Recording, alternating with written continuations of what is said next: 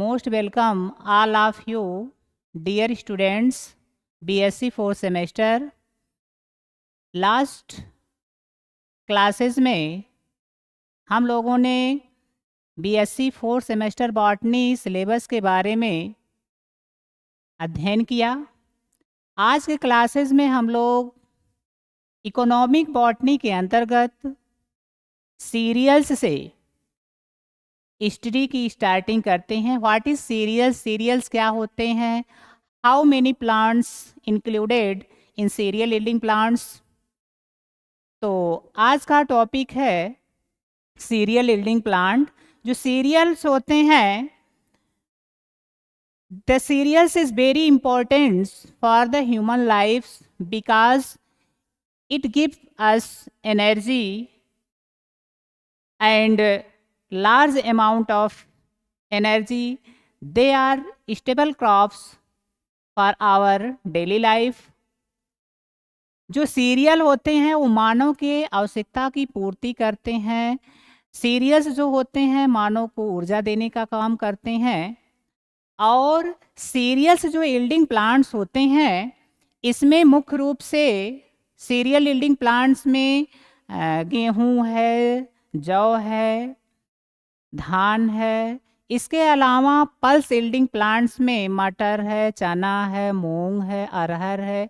ये सारे जो प्लांट्स होते हैं ये सीरियल्स की कैटेगरी में आते हैं। Cereals they are rich in vitamins, they are rich in carbohydrates, minerals, fat and oils. यानी कि इसमें ऑयल्स यील्डिंग भी प्लांट्स को इंक्लूड्स किया गया है। And it is very important for the human life. तो सीरियल्स के बारे में हम जानते हैं।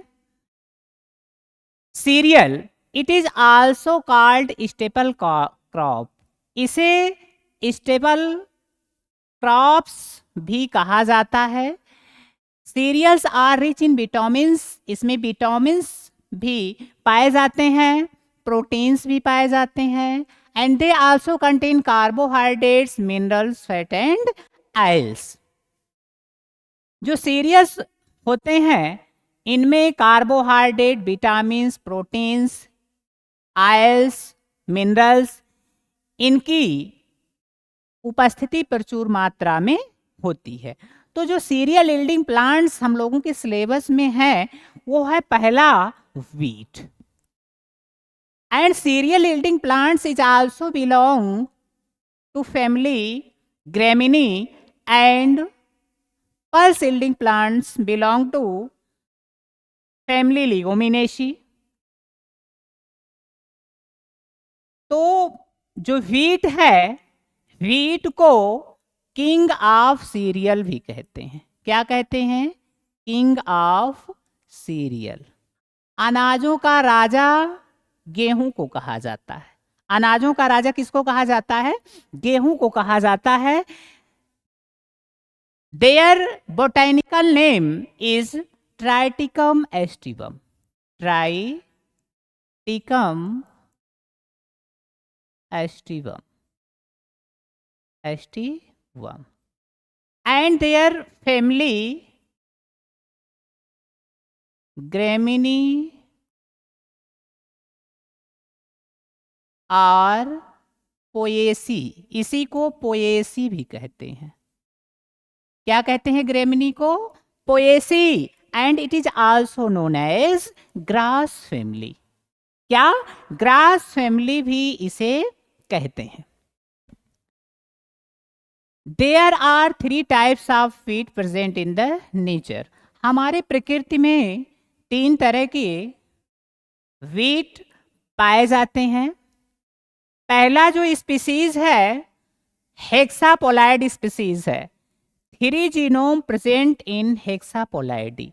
जब 3 जीनोम प्रेजेंट होते हैं किसी भी स्पीसीज में तो उसे हम क्या कहते हैं? हेक्सापोलाइडी कहते हैं। क्या कहते हैं? Hexaploidy. For example triticum aestivum और जो ट्राइटिकम वुल्गेरी है, it is example of hexaploid species of wheat. And next tetraploids, there are 2 genome present in tetraploids. दो तरह के जीनोम टेट्रापोलाइड स्पीसीज में पाई जाती हैं, which comes from 2 different genes. जो 2 टाइप्स के जीनोम्स होते हैं, ये अलग अलग प्रकार के स्पीसीज से या अलग अलग प्रकार के जीन्स से निकल करके आते हैं। ये प्लांट जो है या जो फिगर है, यह एक फ्लावरिंग व्हीट प्लांट को शो कर रहा है। There inflorescence, the inflorescence of wheat is known as spike और spikelets. It is also known as head. और ये जो भाग है इसको टिलर कहते हैं। एंड देयर लीफ, ठीक है, ये इसकी लीफ है, सिंपल लीफ होती है, ठीक है। ये सारा पोर्शन मिला करके क्या कहलाता है? स्टेम कहलाता है। और ये जो रूट्स है ये क्राउन रूट है। कौन सा रूट है? क्राउन रूट है। 2 टाइप्स के रूट्स इसमें पाए जाते हैं। There are 2 types of root found in wheat plant. Example है जो टेट्राप्लॉइड स्पीसीज हैं, ट्राइकम डोरम, ट्राइटिकम डोरम है, ट्राइटिकम डायोकम है। जो ट्राइटिकम डोरम है ये 12% एरिया में कल्टीवेट किया जाता है and also called macaroni wheat. इसे मैक्रोनी व्हीट कहते हैं क्योंकि ये जो व्हीट होता है ट्राइटिकम डोरम, इसी से मैक्रोनी बनती है। क्या बनती है? मैक्रोनी बनती है। ट्राइटिकम डायोकम, इसको इमर व्हीट कहते हैं। Triticum dicoccum is also known as emmer wheat. Next, diploid species of wheat, only 1 genome present in diploid species. जो व्हीट की डिप्लॉयड स्पीसीज होती है उसमें मेनली ओनली 1 टाइप्स का जीनोम पाया जाता है। For example triticum sphaerococcum, Indian dwarf wheat, इसे क्या कहते हैं? इंडियन डॉर्फ व्हीट कहते हैं। और ट्राइटिकम मोनोकम, इसको इनकॉर्न व्हीट कहते हैं। क्या कहते हैं? इनकॉर्न व्हीट कहते हैं। अब नेक्स्ट बात आती है ओरिजिन एंड डिस्ट्रीब्यूशन। जो व्हीट है इसकी उत्पत्ति कहाँ से हुई? ऑल ओवर द वर्ल्ड कहाँ कहाँ पर इसकी कल्टीवेशन की जाती है? इन इंडिया में इसका कल्टीवेशन कहाँ पर किया जाता है? तो it is staple cereal crop of temperate regions. Temperate regions का यह एक स्टेपल सीरियल क्रॉप्स होता है। सेंटर ऑफ ओरिजिन, इसकी जो ओरिजिन है वो साउथ वेस्ट एशिया में हुई। कहाँ पर हुई? साउथ वेस्ट एशिया में हुई। अगर all over the world cultivation की बात की जाए तो यूएसए में, रसिया में, चाइना में, इंडिया में, इटली में इसकी मुख्य रूप से खेती की जाती है। जो फर्स्ट रैंक है ऑल ओवर द वर्ल्ड में वह भारत का है। और जो सेकेंड रैंक है गेहूं के उत्पादन में वो किसका है? चाइना का है। पहला रैंक गेहूं के उत्पादन में किसका है? इंडिया का। ऑल ओवर द वर्ल्ड की बात हो रही है। और सेकेंड जो पोजीशन है या सेकेंड जो रैंक है वो किसका है? चाइना का है। अगर यूपी की बात की जाए, पूरे इंडिया की बात की जाए तो इंडिया में उत्तर प्रदेश में, मध्य प्रदेश में, पंजाब में, हरियाणा में, बिहार में, इन सारे राज्यों में इसकी खेती की जाती है। अब है बोटैनिकल डिस्क्रिप्शन। क्या? Botanical description. It is annual herb. क्या है? यह एक एनुअल हर्ब है, ठीक है। हाइट 1.5 मीटर, इसकी जो हाइट होती है वह 1.5 मीटर तक होती है। 2 types of root, there are 2 types of root are found in wheat plant.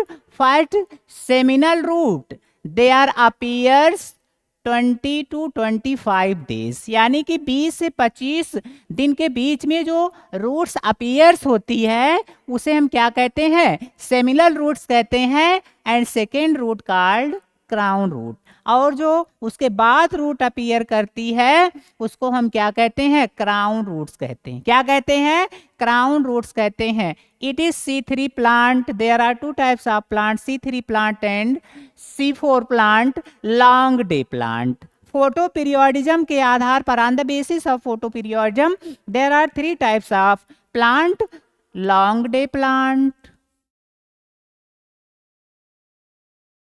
Short day plant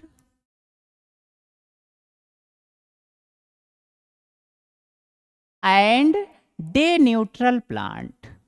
day neutral plant, जो लॉन्ग डे प्लांट होते हैं, ऐसे प्लांट्स में इन्फ्लोरेसेंस फ्लावरिंग प्रोसेस के लिए फोटो पीरियोडिज्म की मैक्सिमम अमाउंट की जरूरत पड़ती है, यानी कि प्रकाश की अधिक आवश्यकता जब पड़ती है तो उसको हम फ्लावरिंग प्रोसेस के लिए, तो उसे हम क्या कहते हैं, लॉन्ग डे प्लांट कहते हैं।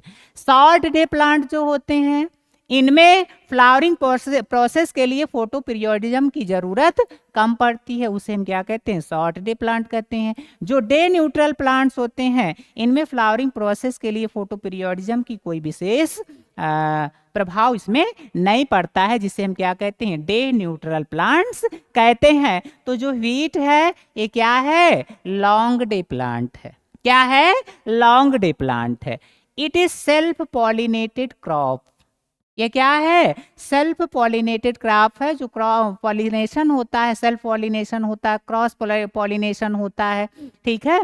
तो ये सेल्फ पॉलिनेटेड क्रॉप होता है। Stable product is called phosphoglyceric acid, ठीक है। इसमें एक विशेष प्रकार की एसिड पाई जाती है जिसे फॉस्फोग्लिसरिक एसिड के नाम से जाना जाता है। जो व्हीट का इन्फ्लोरेसेंस होता है, the inflorescence of wheat is known as ear और स्पाइकलेट्स, ठीक है। यानी कि जो इन्फ्लोरेसेंस होते हैं, जो पुष्पक्रम की एक अरेंजमेंट होती है, यानी कि कैलेक्स, कोरोला, एंड्रोसियम, गाइनेसियम जो होते हैं, उनकी जो व्यवस्था होती है उसको हम ईयर और स्पाइकलेट के नाम से जानते हैं।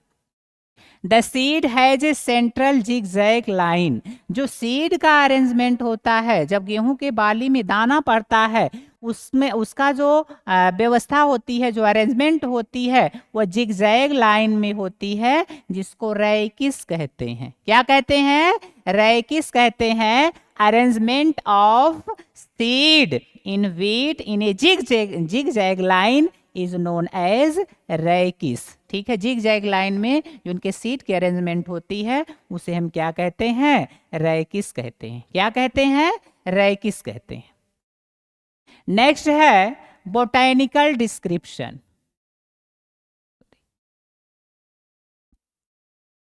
कल्टीवेशन। क्या, cultivation. There are 2 stage like vegetative and reproductive stage, यानी कि इनके कल्टीवेशन में 2 स्टेजेस होती है। एक वेजिटेटिव स्टेज होती है, एक रिप्रोडक्टिव स्टेज होती है। वेजिटेटिव स्टेजेस का मतलब ये कि जब इसके प्लांट की ग्रोथ और डेवलपमेंट्स होती है, और रिप्रोडक्टिव स्टेजेस का मतलब कि जब इसमें फ्लावरिंग की प्रोसेस स्टार्ट होती है और ग्रेन्स की फिलिंग होती है। Vegetative stage need cool and moist climate. जब इनके जो पौधे होते हैं उनमें कल्ले फूटते हैं, उनका ग्रोथ और डेवलपमेंट होता है, तब जो क्लाइमेट होती है वह कूल और मॉइस्ट होनी चाहिए। जबकि जो रिप्रोडक्टिव स्टेज होता है उसमें क्लाइमेट वार्म होना चाहिए और फोटो पीरियोडिज्म मैक्सिमम अमाउंट में होनी चाहिए। टेम्परेचर 20 से 25 डिग्री सेल्सियस होना चाहिए, और alluvial soil is the best for wheat cultivation. Wheat cultivation के लिए सबसे अच्छी जो सॉइल होती है वो कौन सी होती है, एलुवियल सॉइल होती है। कौन सी सॉइल होती है, एलुवियल सॉइल होती है। अब हम लोग जानते हैं कि जो गेहूं होता है, जो व्हीट होता है, इसमें कौन सा फर्टिलाइजर यूज किया जाए और ये फर्टिलाइजर है, फर्टिलाइजर उर्वरक, ठीक है। और उसकी सिंचाई कब कब कब की जाए, तो NPK, नाइट्रोजन, फास्फोरस और पोटेशियम, ठीक है, ये गेहूं के बुआई के समय इसका यूज किया जाना चाहिए। लेकिन नाउ ये days a role of bio fertiliser have increased for the growth of wheat. आज के दिनों में एक विशेष प्रकार का फर्टिलाइजर का यूज किया जाता है जिसे बायो फर्टिलाइजर कहते हैं, जिसमें मुख्य रूप से एजोबैक्टर का उपयोग किया जाता है। जो एजोबैक्टर है, this is a bio fertiliser. क्या है ये?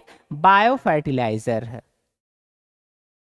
वीड मैनेजमेंट, जो गेहूं होता है उसमें बहुत सारे खरपतवार होते हैं, ठीक है। गेहूं से मिलता जुलता भी एक खरपतवार होता है जिसको बड़गेहुआ कहते हैं।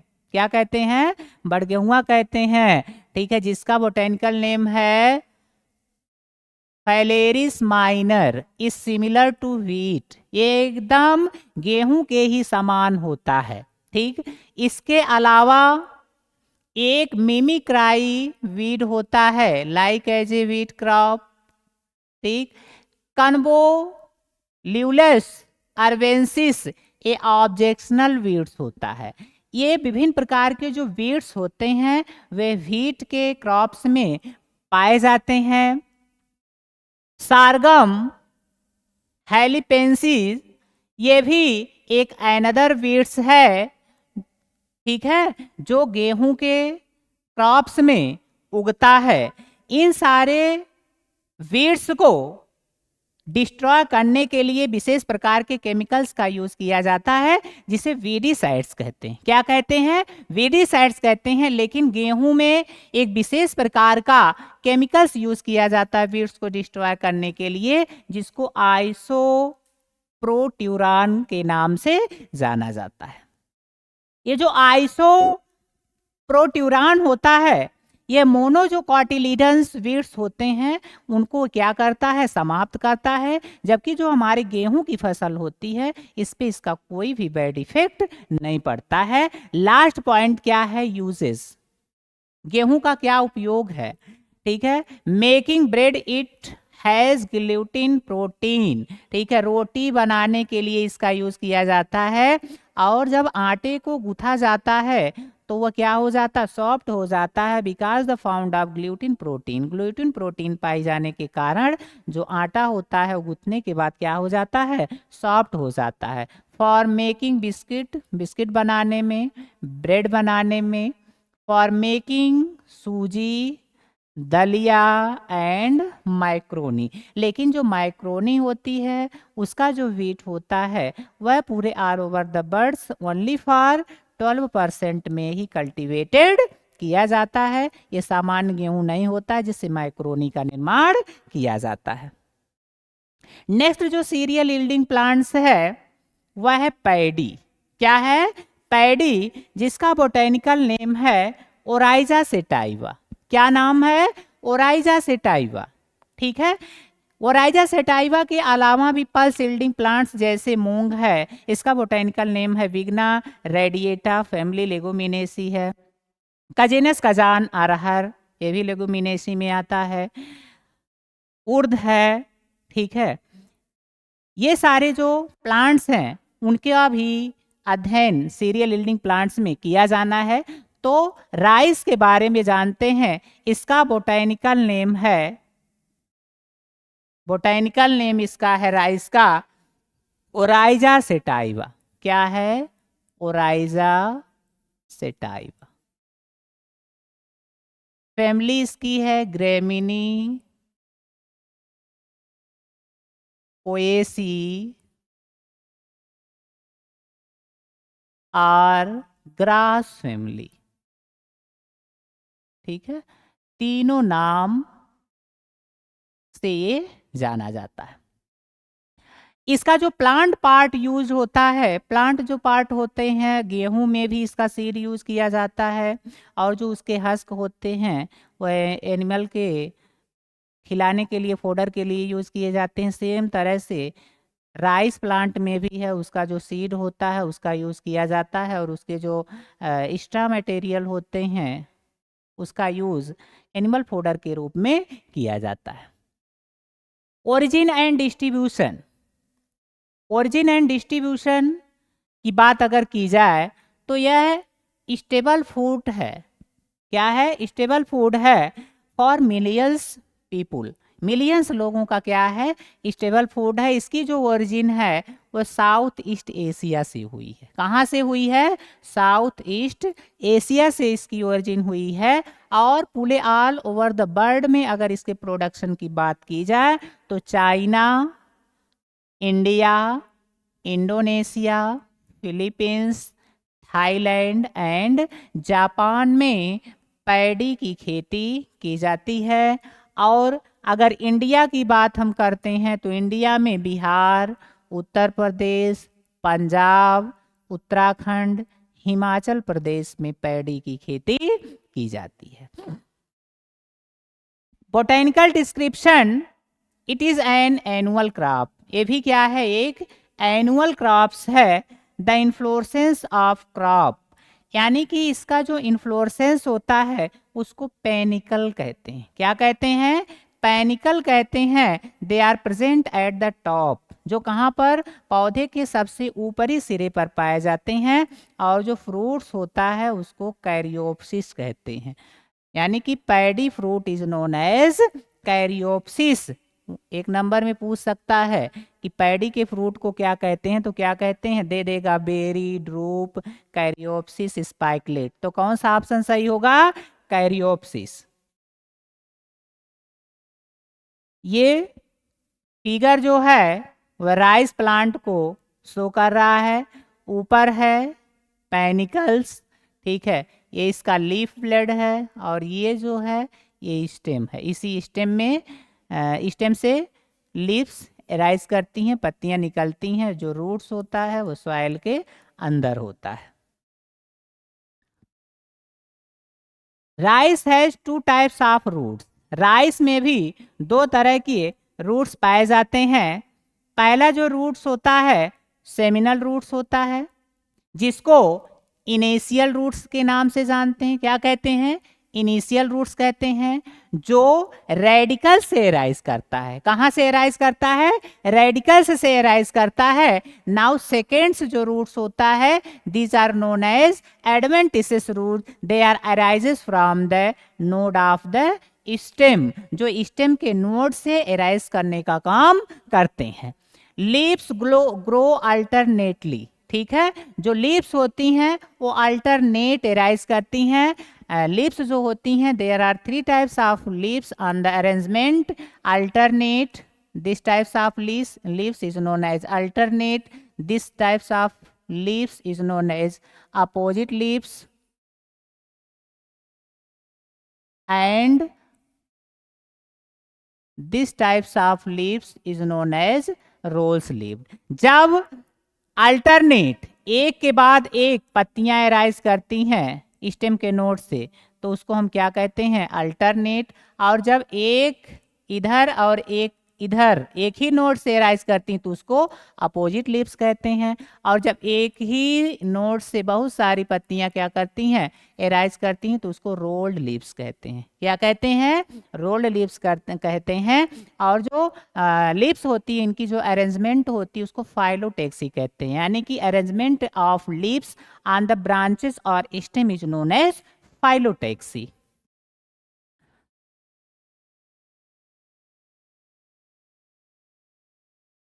On the stem, leaf sheath covered column, clump till the nodes.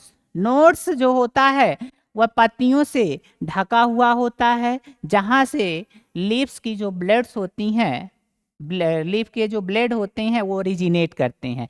और इनके ग्रोथ और डेवलपमेंट्स के लिए राइस प्लांट के टेम्परेचर की जो नीडेड होती है, आवश्यकता होती है, वो 20 से 35 डिग्री सेल्सियस होनी चाहिए। और रेनफॉल, अगर वर्षा की बात की जाए तो 120 से 150 सेंटीमीटर वर्षा होनी चाहिए। Clay and Lumi soil growth for the paddy plant, paddy plant के खेती के लिए जो चिकनी मिट्टी होती है, जो लोमी सॉइल होती है, वो सबसे बेस्ट मानी जाती है। मैच्योरिटी राइस क्रॉप यानी कि जो फसल पक करके तैयार होती है वो 90 से 120 दिन में धान की फसल पक करके तैयार हो जाती है। Many varieties develops are in our countries, ठीक है। अर्ली वैरायटीज भी है, लेट वैरायटीज भी है, 125 दिन में भी होता है, 130 दिन में भी होता है, लेकिन मिनिमम 90 डेज में इनकी जो फसल होती है वो मैच्योर हो जाती है। Bio fertiliser anabaena and azolla is mixed for the growth of crop plant. Bio fertiliser की अगर बात की जाए तो नॉस्टक और एनाबिना और एजोला जो है, ठीक है, यह बायो फर्टिलाइजर के रूप में कार्य करते हैं। ये ब्लू ग्रीन एल्गी होते हैं। अगर ये पैडी के क्रॉप के फील्ड में अगर ये उगते हैं तो फसल की जो पैदावार होती है वह और अधिक क्या हो जाती है, बढ़ जाती है। यूजेस ऑफ राइस, राइस का क्या यूज है भाई? Rice they are rich of starch, starch की मात्रा इसमें अधिक होती है, इसीलिए जो राइस होता है this is a good source of energy, यह ऊर्जा का सबसे एक अच्छा स्रोत माना जाता है। मेकिंग एल्कोहलिक बेवरेजेस, ठीक है, विभिन्न प्रकार के जो एल्कोहलिक बेवरेजेस हैं फर्मेंटेशन प्रोसेस के द्वारा एल्कोहलिक बेवरेज का निर्माण किया जाता है। पेय जो पदार्थ होते हैं, beer, wine. Rice water use a solution of skin care, इसका जो माड़ होता है उसका यूज स्किन केयर के लिए भी किया जाता है। Making pastries and baked good, ठीक है, जो बेकिंग के सामान होते हैं उसको बनाने के लिए। जो पैडी स्ट्रा होता है also use for fodder, making hat, roofs and basket, जानवरों को खिलाने के लिए भी इसके स्ट्रा का यूज किया जाता है। रोप बनाने के लिए, हैट और बास्केट बनाने के लिए भी इसका यूज किया जाता है। अब अगले ऑनलाइन क्लासेस में हम लोग पल्स यील्डिंग प्लांट्स के बारे में अध्ययन करेंगे। Thank you so much.